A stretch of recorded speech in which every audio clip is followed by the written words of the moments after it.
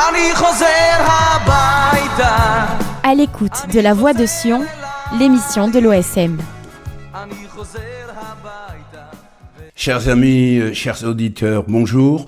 Nous reprenons nos émissions La Voix de Sion, coproduite par la Fédération sioniste Marseille-Provence et l'Organisation sioniste mondiale. J'espère que vous avez passé de bonnes vacances, comme nous tous.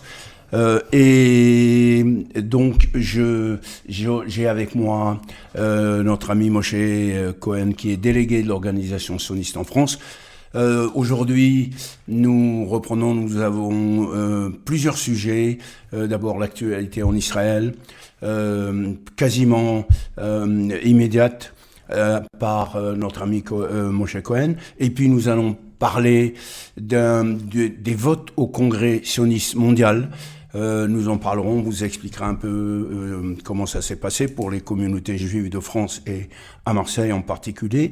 Et enfin, on présentera le retour du mouvement de jeunesse sioniste Raloussique, le Bétard de France. Voilà. Moshe, comment ça va ? Bonjour, tout va bien. On était en Israël donc tout cet été, donc on est revenu avec plein d'énergie. Et comme vous avez dit, il y a effectivement l'actualité en Israël est toujours bouillonnante. Malheureusement, c'est toujours sur le même sujet, problème de sécurité, problème de guerre, etc. C'est un sujet complexe, difficile, mais quoi qu'il arrive, à la fin du compte, on va gagner parce que on n'a pas le choix et c'est comme ça que ça se passe et c'est comme ça que ça arrivera. Alors on parle en Israël encore de quelques mois, on pense qu'on est encore là-bas encore jusqu'à la fin 2025, c'est-à-dire encore 4 mois à peu près plus ou moins. Et il y a des nouveaux facteurs, il y a bien entendu nos voisins proches et loin qui sont le Yémen, nous y avons bien entendu la maison mère, l'Iran. En Syrie, on parle d'un accord de sécuritaire, pas de paix, sécuritaire, de façon à ce que la frontière soit calme. Je pense que concernant la Syrie, le président El Giuliani, il fait ça assez tactique, parce qu'en Israël, on n'est pas naïf. On sait très bien d'où il vient et quelle est sa vision du monde musulman. En Liban, il y a effectivement, on s'approche malheureusement d'une tension interne entre le Hezbollah et le gouvernement libanais, qui lui veut bien entendu désarmer toute milice privée sur le sol libanais. Ils disent que les seuls responsables de la sécurité, c'est l'armée libanaise. On sait très bien que l'armée libanaise n'est pas très, très puissante, mais pour l'instant, avec le soutien des Français et des Américains, ils essayent de régler le problème. Ça va pas être facile parce que, encore une fois, dans les déclarations du Hezbollah, encore hier même, ils ont dit qu'il n'était pas question qu'on les désarme. Donc on pourrait s'avancer vers une petite tension militaire à l'intérieur du Liban, mais bien entendu, Israël fait très attention à ça, regarde ça de très près. Et fait attention. Donc, nous avons encore deux fronts, entre guillemets. La Judée-Samarie, qui est un front permanent, j'ai envie de vous dire, de sécurité, où le Hamas essaye de s'installer. Et bien entendu, nous avons le gros du sujet, qui est Gaza, avec les otages, avec la préparation de l'armée pour occuper la ville de Gaza, pas la bande, parce que là, il y a la bande de Gaza, il y a la ville de Gaza qui sont en train d'entourer la ville pour préparer une attaque massive, pour libérer les otages et essayer d'éliminer tout ce qui reste de terroristes dans cette région du monde. Donc c'est quelque chose, donc nous avons un programme assez chargé en Israël, mais j'ai envie de vous dire que c'est un peu le quotidien malheureusement. Mais quoi qu'il arrive, on prend ça très au sérieux, puisque encore hier ou avant-hier, il y a eu une mobilisation de plus de 60 000 soldats, avec un pourcentage de 90 à 110% dans les unités. Donc je veux dire que la motivation est encore très, très, très à l'affiche. Et on attend bien entendu ce qui se passe. En ce moment, l'armée est en train de de contourner la ville, de l'isoler, et commence à préparer l'évacuation des populations civiles pour ensuite préparer éventuellement une attaque, à moins qu'entre-temps, il y a un accord et que le Hamas veut bien libérer tous les otages, parce qu'à un moment on parlait d'une partie des otages, tous les otages. Là maintenant je pense qu'il faut qu'on arrête avec ces comptes à moyen. Il faut absolument tout faire pour libérer les 20 otages qui sont en principe en vie, plus les 28 qui sont malheureusement ont été tués. C'est pas une chose facile. Il va y avoir des hauts et des bas comme d'habitude, mais on est confiant, et surtout parce qu'on n'a pas le choix. Et c'est quelque chose qu'il faut prendre en considération, et on va avancer. On arrive bientôt vers le 2e anniversaire du 7 octobre, c'est un anniversaire un peu tragique. Bien entendu, dedans, il y a aussi des paramètres politiques.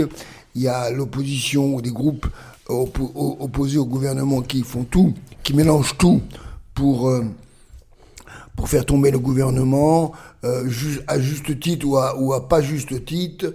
Les gens qui s'occupent, qui manifestent pour la libération des otages mélangent un peu tout. Ils veulent aussi la fin de la guerre, ils veulent le gouvernement qui tombe. Enfin, c'est un peu, j'ai envie de vous dire, c'est un peu une salade orientale où tout est mélangé, et on verra bien ce qui va se passer. Donc il va y avoir et à la fois des tensions politiques à l'intérieur du pays, et bien sûr des tensions aux frontières, mais comme nous sommes à la veille de Rosh Hashanah, on a confiance, et on va se concentrer, et on va gagner. Toda Rabba.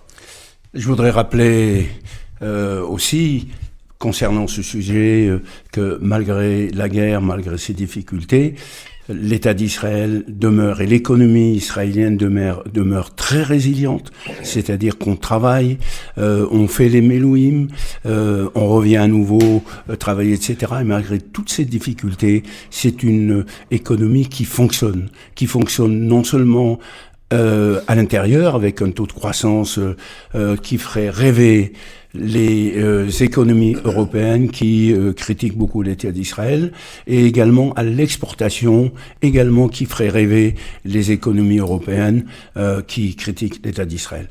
Donc voilà à peu près ce qu'on avait à dire ce matin. Je voudrais maintenant, on va vous parler maintenant sur les élections au Congrès sioniste mondial qui ont eu lieu ce week-end.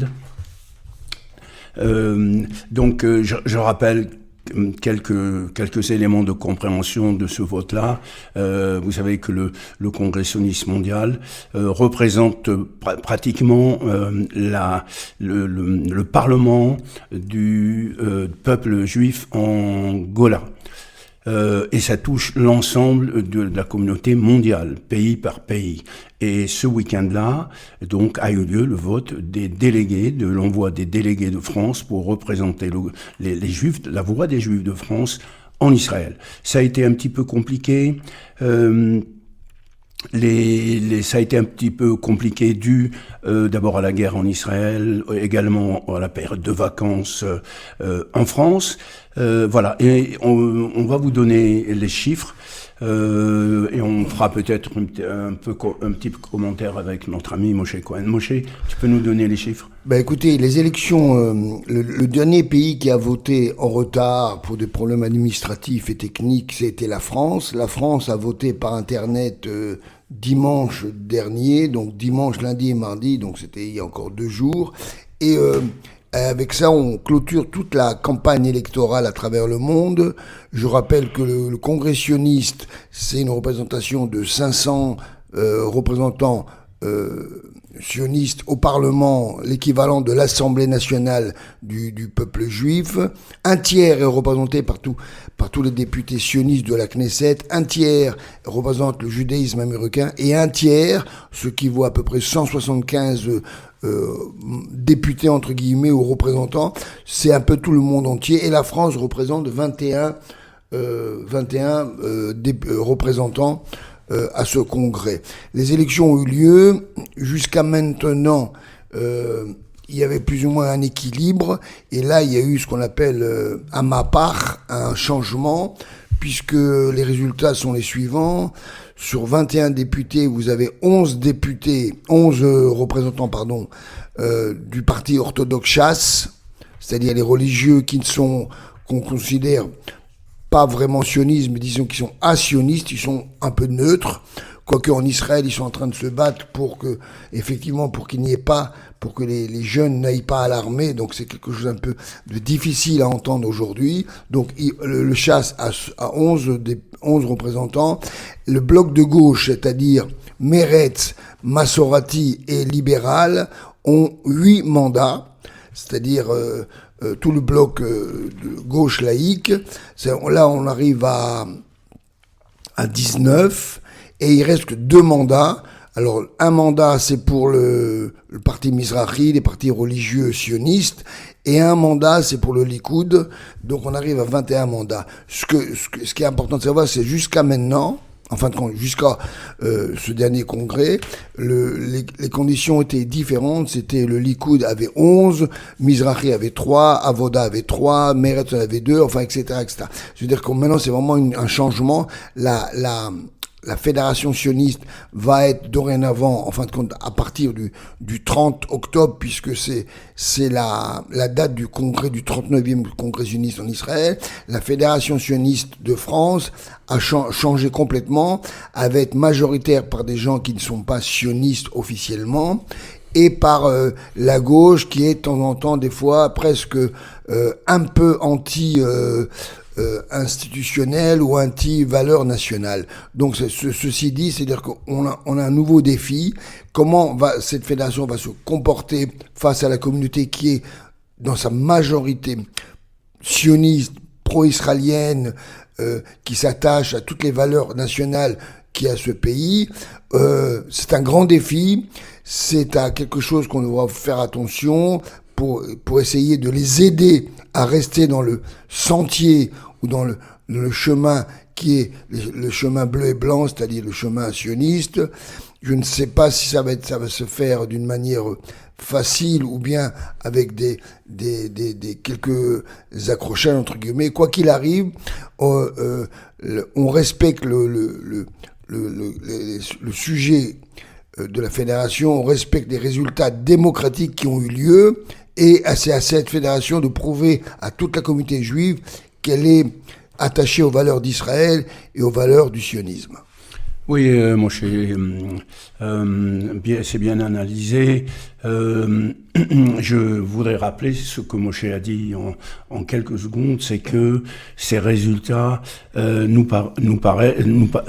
concernant la France, les délégués français, la communauté juive en général en France est sioniste et n'est pas dans le format de l'antisémitisme qui a été détecté à l'occasion de ce vote-là, mais nous verrons comment tout cela va se gérer.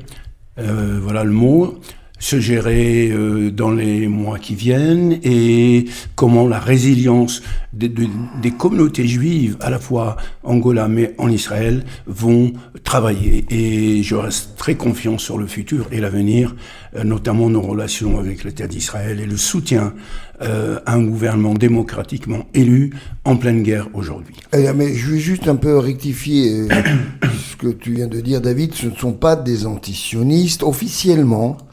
Antisioniste, il y a quelque chose qui milite contre.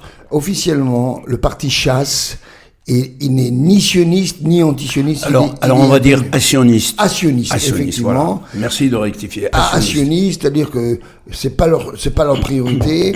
et il y en a qui diraient que un peu plus, puisqu'en Israël, puisque le parti Chasse de France dépend du parti Chasse central en Israël, et le parti Chasse central en Israël avec Degel Torah et les partis orthodoxes ashkénazes, eux aussi se battent en ce moment pour que la loi sur la mobilisation des jeunes religieux orthodoxes ne passe pas, c'est-à-dire pour qu'il n'y ait pas de mobilisation des jeunes à l'armée, chose qui est, entre parenthèses, un peu bizarre dans une période de guerre et presque inacceptable par la majorité de la population d'Israël. Mais, comme on dit, c'est la réalité, c'est le jeu démocratique. Ils ont gagné en France et c'est à eux de faire les preuves de leur attachement à l'État d'Israël. Et j'espère qu'on sera surpris positivement dans ce domaine. Voilà. Merci. Donc je crois qu'on a quasiment fait tout dit un peu sur ces élections qui viennent de se passer. On aura l'occasion dans le futur d'ailleurs d'en parler. Donc on va passer à un troisième sujet, cette fois-ci plus agréable on va dire, qui concerne, Moshe a parlé tout à l'heure du sionisme.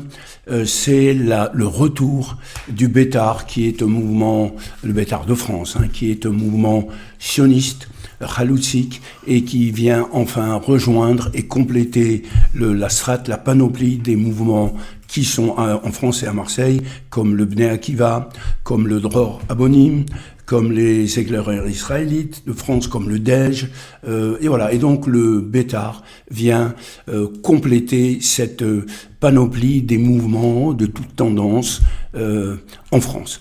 Donc il sera inauguré donc le 26 septembre 2025. Ceux qui veulent y assister doivent nous téléphoner ou nous contacter au 07 56 99 49 59, ou bien, donc je répète donc téléphoner au 07 56 99 49 59, et puis par mail à contact@betar.fr. Encore une fois, contact@betar.fr. Voilà, une petite peut-être présentation de cette inauguration qui va avoir lieu pour vous donner l'importance de ce retour. Je rappelle que le Bétar a existé à Marseille pendant de longues années et plusieurs générations ont connu ce mouvement, ont participé à ce mouvement. Certains ont fait leur alia, etc. Donc c'est un mouvement qui revient avec bonheur et je suis sûr qu'il va être bien accueilli par les autres mouvements de jeunesse qui seront invités. Il y aura les responsables du Bétar de France, à la fois Paris et les Shlichim pour Marseille. On aura également le Bétar mondial, les deux représentants de dirigeants du Bétar mondial qui viendront de Jérusalem. Et voilà. Et donc il concerne les enfants de 10 à 17 ans qui peuvent s'inscrire. Je pourrais vous dire en quelques minutes un petit peu leur activité. Et donc c'est je rappelle que le Bétar a été créé dans les années 1923 par Zeev Jabotinsky à Riga en Lettonie, justement pour lutter contre un certain nombre de problématiques qui existaient à cette époque-là, notamment l'antisémitisme, l'identité juive, la culture sioniste qui n'existait pas sauf dans des cercles extrêmement restreints, et qui a pensé créer un mouvement dans lequel la formation même du mouvement était une formation exigeante mais accessible à tous. Enfin, il a pensé à mettre un véritable esprit de groupe qui a toujours continué jusqu'à nos jours. Donc, ce mouvement revient à partir du 26 septembre 2025, dans quelques semaines. Voilà. Et son objectif, comme on l'a compris, c'est de former une nouvelle génération de juifs debout, fiers, instruits, capables de défendre leurs convictions avec courage et dignité. Voilà. Il y aura une équipe, il y aura des partenaires, voilà. Il ne nous manque plus que les jeunes pour faire vivre ce mouvement. Et nous savons que, d'après les sondages qui ont été faits, que des jeunes sont aujourd'hui en attente de ce type de mouvement qui ne viendra pas d'ailleurs du tout concurrencer les autres mouvements, mais qui répondra à un besoin d'une jeunesse en attente aujourd'hui. La preuve en est, c'est que tant à Paris qu'à Marseille, mais ailleurs dans d'autres villes du monde, il s'est recréé. Voilà, donc inscrivez-vous, téléphonez ou envoyez un mail au contact que je vous ai indiqué. Voilà, merci. Voilà, puisqu'on parle de rendez-vous, je tiens à vous annoncer d'ores et déjà, on reprend notre cycle de conférences. La prochaine conférence aura lieu le jeudi 18 septembre à la Grande Synagogue avec Rafi Isbiski qui est conférencier et qui viendra parler de la vie autour de la bande de Gaza dans les kibbutzim depuis le 7 octobre à nos jours. Vous aurez les contacts dans tous les groupes sociaux de la communauté et les coordonnées qui sont aussi à la radio ici présents. Donc on aura le temps d'en parler, mais c'est le jeudi 18 septembre à la Grande Synagogue à 19h30. On vous donnera bien entendu des renseignements plus tard. Voilà, merci beaucoup. Retrouvez la deuxième partie de À l'écoute de la Voix de Sion, l'émission de l'OSM. Bonjour Avi. Bonjour Avi. Avi, bonjour. Je rappelle que vous êtes le directeur européen du département de la promotion de l'ALIA à l'Organisation sioniste mondiale. Votre rôle, comme on le sait très bien, c'est de gérer la promotion de l'ALIA en France. Et comme en ce moment, depuis quelques mois, bien entendu, en France, ça un peu bouillonne, vu l'actualité et en France et en Israël, c'est important pour nous de savoir ce que Jérusalem prépare, organise, les programmes, les activités pour pouvoir aider les gens qui veulent venir en Israël, qui veulent s'installer en Israël, comment leur faciliter l'arrivée en terre promise. Alors, merci de me donner l'occasion de vous parler. Effectivement, nous sommes juste à la rentrée depuis quelques jours. La vie a repris en France comme en Israël. Et effectivement, l'été a été plutôt, j'allais dire, un peu compliqué et en Israël et en France, comme vous l'avez signalé. D'un côté, en Israël, on est confronté à cette guerre qui n'en finit pas, avec encore une nouvelle étape dans laquelle nous allons rentrer, avec ces otages qui sont malheureusement toujours pas rentrés. Mais de l'autre côté, une situation dans la communauté juive française qui interpelle, sachant que l'État d'Israël se sent d'une certaine façon, en tout cas d'un point de vue moral, une certaine responsabilité envers les Juifs dans le monde, surtout en période où ils se sentent en difficulté. Et nous avons l'impression que la situation politique, j'allais dire géopolitique et bilatérale entre la France et Israël, mais pas seulement la montée flagrante d'un antisémitisme lié à l'antisionisme qui ne dit pas son nom ou qui en tout cas commence à le dire, amène beaucoup de gens dans la communauté à se poser des questions, de plus savoir est-ce qu'on part ou on part pas, mais savoir quand on part. Et donc c'est notre devoir aux institutions nationales israéliennes, j'entends l'Agence juive, mais aussi l'Organisation sioniste mondiale que je représente, de proposer beaucoup plus d'options, beaucoup plus d'informations, beaucoup plus de proximité à la communauté. Alors vous le savez, dans moins de 15 jours, il y aura des grands salons de l'ALIA qui se tiendront à Paris, à Lyon et à Marseille.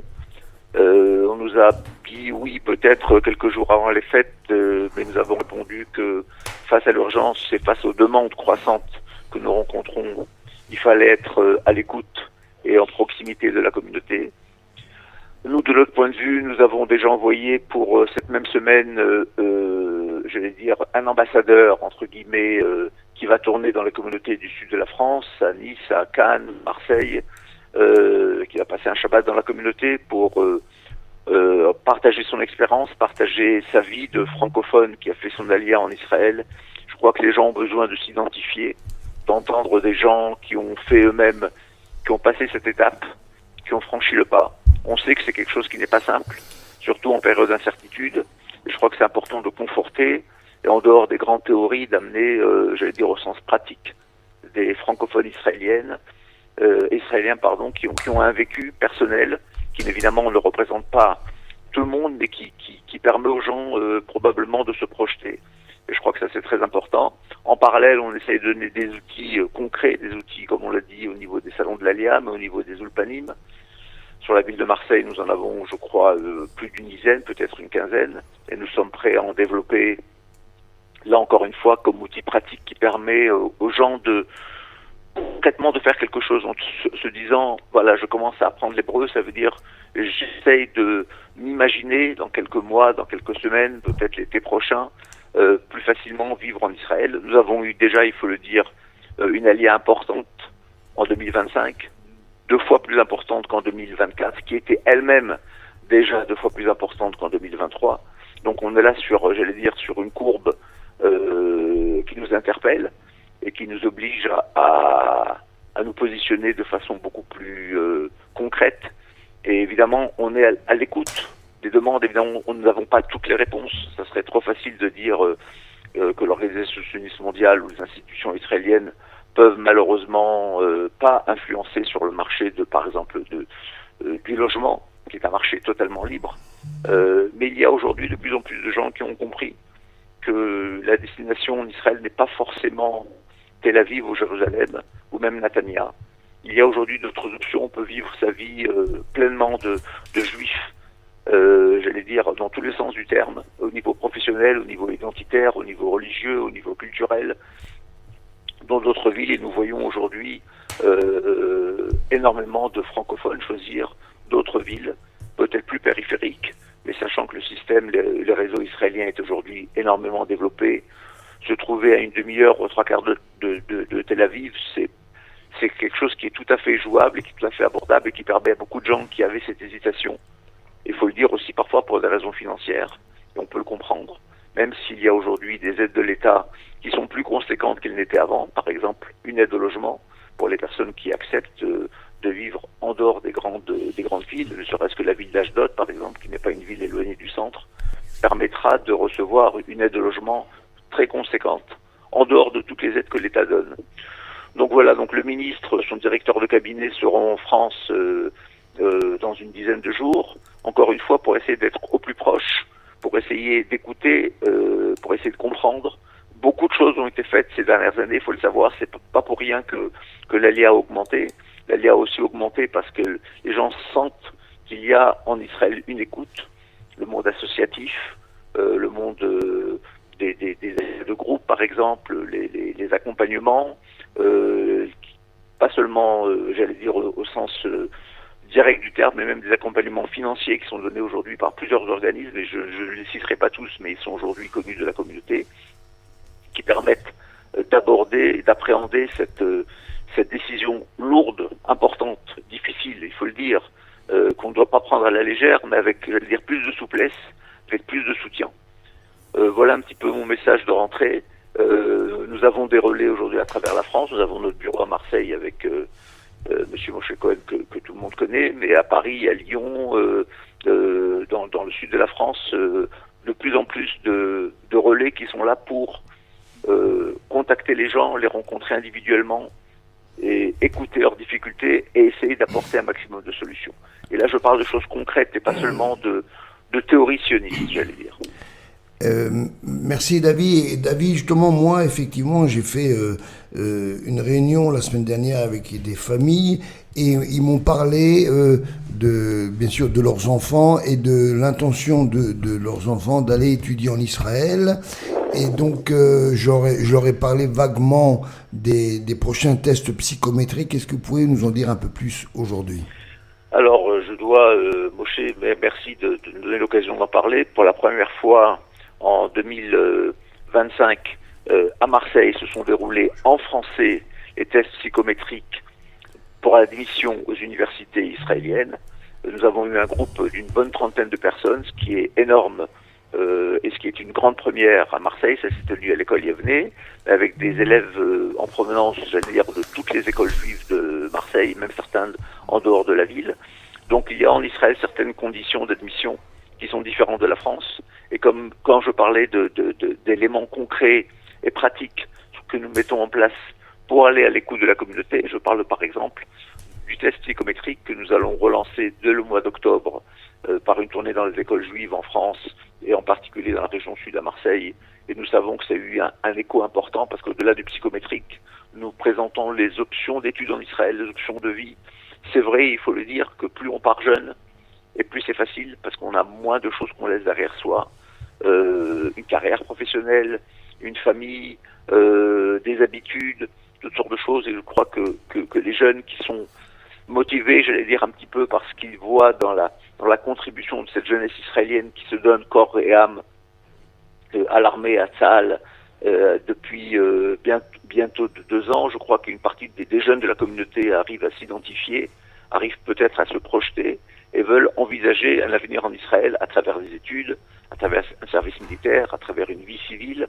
Et donc je peux réaffirmer qu'effectivement nous remettons en place dans la région sud et à Marseille en particulier la préparation en français, subventionnée de façon très importante, de façon à ce que ça soit abordable pour tous, la préparation et l'examen psychométrique en français à Marseille.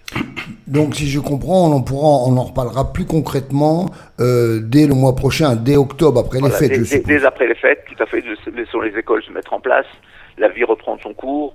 Je pense qu'il y aura d'autres projets dans d'autres domaines, peut-être pour le troisième âge. Je veux dire, je veux pas montrer que nous intéressons qu'à une seule partie de la population. Il y a aujourd'hui les adolescents qui sont une vraie question et qui ont besoin d'une approche, les gens du troisième âge, les familles, tout ça ce sont des groupes dans la population qui nécessitent une approche, je dirais pas individuelle, mais une approche de groupe avec des questions qui se regroupent et qui se recoupent et sur lesquelles si nous arrivons à donner des réponses concrètes, ça pourra faire boule de neige et permettre à beaucoup de gens qui sont derrière la porte, en fin de compte. Nous savons qu'il y a des dizaines de milliers de personnes en France qui sont derrière la porte, qui attendent qu'on les aide à ouvrir cette porte, qu'on les aide à franchir ce pas. Ils ont fait l'essentiel du travail, c'est-à-dire la prise de conscience que malheureusement pour eux, ou malheureusement pour la France, leur avenir n'est plus dans ce pays. On le sait, en tout cas on l'entend de plus en plus, et de toutes les classes de la population, les gens de province et de Paris, les gens riches et moins riches, les gens religieux et moins religieux, ils ont du mal à envisager dans les années à venir, pour leurs enfants et pour eux-mêmes, de continuer leur vie de cette façon en France, avec autant de migbalot, j'allais dire, autant de difficultés, de devoir se refermer, se replier sur soi-même, se cacher en partie, se défendre ou ne pas se défendre. On a vu l'événement qu'il y a eu à Marseille il y a que quelques jours, et la personne avait été elle-même, je crois, déjà accusée de profanation de paroles antisémites dans une mosquée. Enfin bref, on est dans une situation qui est très complexe et notre rôle est d'ouvrir le maximum de portes et nous ferons tous les efforts qui sont nécessaires pour que toutes les populations, tous les juifs de France qui désirent venir en Israël puissent le faire dans les meilleures conditions. Donc c'est comme disait Michel Sardou, de 7 à 77 ans, on est votre adresse. Et Avi, merci de ces explications et de cette vision très claire de la situation. J'ai ici notre ami David qui souhaite vous poser une question. David Bavakasha. Avi,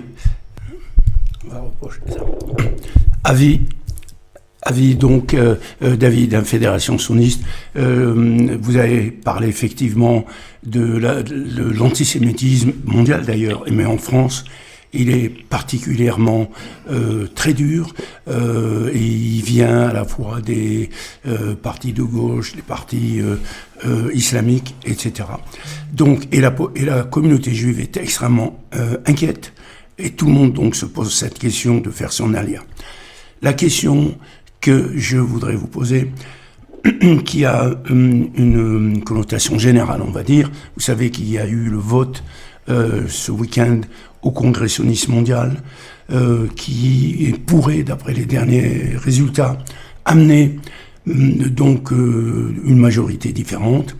Est-ce que ce vote pourra impacter les activités de votre département sur la Alia et sur toutes les activités mondiale, évidemment, moi je ne suis un professionnel, je ne fais pas de politique. Les élections au Congrès sioniste sont des élections qui vont avoir lieu dans le monde entier, qui ont aussi un reflet de la représentativité à la Knesset, et donc je pense qu'il est encore vraiment très tôt pour donner une influence sur les résultats de ce qui a pu se passer en France le dernier week-end. En tout cas, ce que je peux vous dire, c'est que le programme de Jérusalem est très clair là-dessus.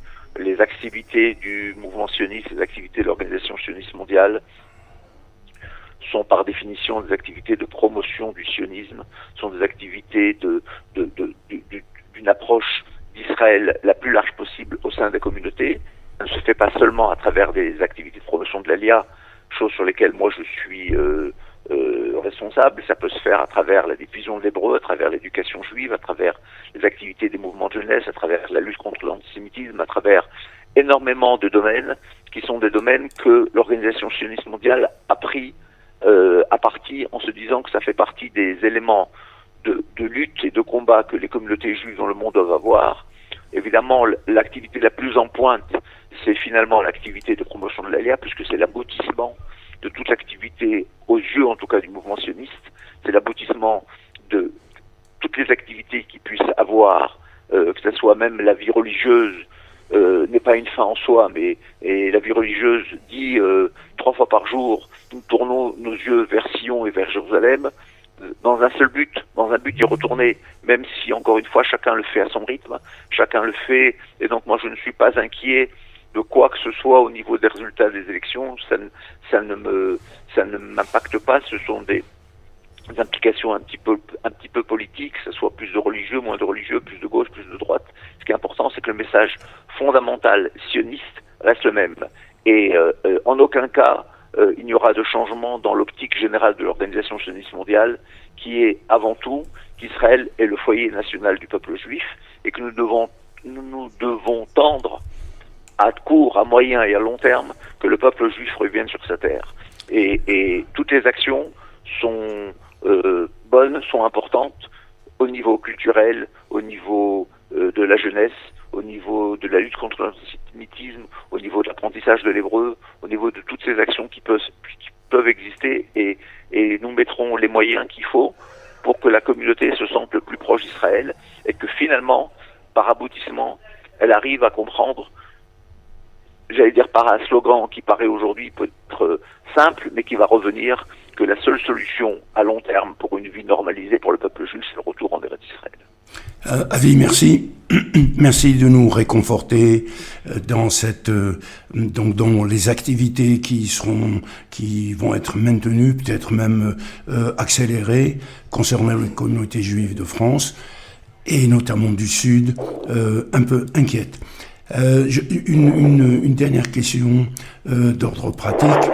Concernant, vous avez parlé du troisième âge, moi je dirais des retraités aussi, parce que les retraités pensent également, et j'en connais, à faire leur alia. Donc ils ont bien sûr les mêmes problèmes pour faire une alia, bien que étant retraités, ils ont le revenu. Concernant l'immobilier, est-ce qu'il y a des changements ? Par exemple, nous avons des retraités qui nous disent avec la retraite que j'ai, il me sera difficile d'acheter ou de louer en Israël. Mais il n'en demeure pas moins qu'ils veulent venir en Israël parce que, comme vous l'avez si bien dit, le futur du peuple juif aujourd'hui de Gola est de venir rejoindre l'État d'Israël et leurs frères en Israël, quelle que soit la situation d'ailleurs. Donc, est-ce que, sur le plan pratique, il y a quelque chose Alors, il faut savoir que le troisième âge, il y a peu de gens qui savent que 30% de l'Alia de France, ce sont des gens qui viennent à l'approche ou juste après l'âge de la retraite. Donc, c'est pas quelque chose du tout de marginal, c'est quelque chose de conséquent. Et ceci est dû au fait que 10 ans, 15 ans, 20 ans plus tôt, leurs enfants sont venus, se sont installés, sont restés et Baruch Hashem ont réussi dans leur vie personnelle, professionnelle, familiale et autres. Et donc les enfants qui sont partis plus jeunes arrivent à un moment où les parents qui étaient au milieu de leur vie professionnelle n'ont pas pu les suivre tout de suite, ont attendu ou ont anticipé un petit peu leur retraite. Alors il faut savoir que premièrement, évidemment, le fait qu'ils viennent avec une retraite, c'est déjà un plus parce que a priori, ils ne devraient pas être dépendants de revenus de l'extérieur, mais quand bien même, et je peux vous dire ça de vécu très proche, quand bien même les gens viendraient avec une retraite insuffisante en Israël, il y a aujourd'hui une loi qui est passée il y a une dizaine d'années qui permet de donner un complément de retraite. Ça s'appelle Kitzbat Zikna Meyuchedet, ça s'appelle une pension de vieillesse particulière et qui est accordée aux nouveaux émigrants venant de pays ou venant de situations avec une retraite. Et je ne voudrais pas détailler ici les sommes, mais elles sont assez généreuses, de personnes qui viennent et ils sont au-dessus du seuil définie par Israël, sachant qu'Israël aujourd'hui est un pays dont le PIB est très haut. On parle de retraite importante, c'est-à-dire que si une personne est en dessous, on va dire globalement de 1000 euros de retraite ou 1200 euros, il y a des possibilités dans certains cas, dans certaines formules, certains âges, chaque cas doit être étudié pour que l'État lui donne un complément de retraite. Donc ça, c'est important de savoir, sachant d'autant plus qu'un nouvel immigrant, même s'il est du troisième âge, recevra aussi le Sal Klita, c'est-à-dire un panier financier d'intégration qui va lui donner pendant la première année un bon petit coup de pouce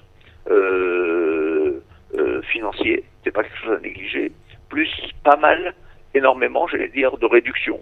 Par exemple, ils ne payent pas de taxes d'habitation, taxes de logement, ils ne payent pas les transports en commun aujourd'hui, et ce sont des nouvelles lois aujourd'hui, à partir de 67 ans, vous ne payez plus les transports en commun en Israël du tout, et interville et dans la ville. Donc il y a aujourd'hui pas mal de choses qui, accumulées les unes aux autres, plus la retraite française peuvent permettre, et le permettre, puisque on voit, je vous dis, arriver quasiment 30%, ça veut dire plus de 1000 retraités qui sont arrivés en Israël cette année.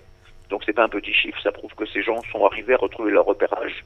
Et il y a aussi un monde, j'allais dire, culturel, un monde associatif, qui donne aussi une vie, un sens à leur vie, à travers des contenus de loisirs, mais aussi des contenus idéologiques pour continuer cette vie, cet intérêt dans le projet sioniste, et pas voir cet alia comme une finalité, mais comme une continuité de leur vie de juifs militants y engagés. Et ça, je crois que c'est très important de continuer à donner un sens à sa vie. Merci Avi pour ces informations très pratiques et importantes qu'il faudra d'ailleurs développer.